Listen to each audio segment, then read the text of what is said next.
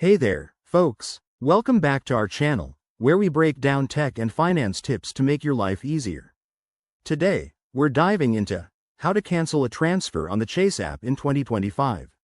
Whether you're dealing with a mistaken payment or just second-guessing a transfer, this quick guide will have you sorted in no time.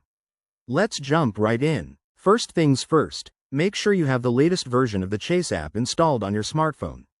It's super important because app updates often include new features and security enhancements.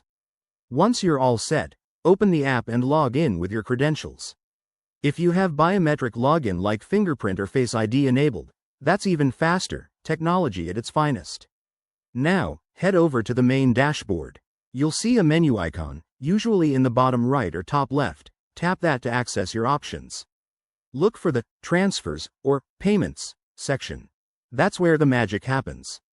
In 2025, Chase has made this even more user-friendly, so navigate to Pending Transfers, or Recent Activity, to find the transfer you want to cancel.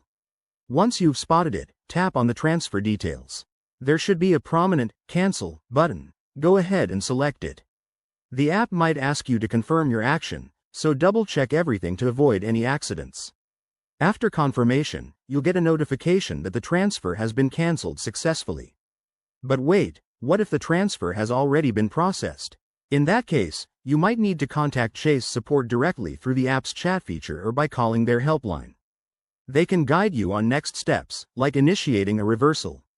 And there you have it. That's how you cancel a transfer on the Chase app in 2025.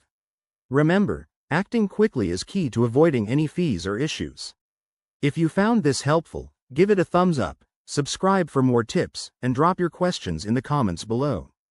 Thanks for watching, and see you next time.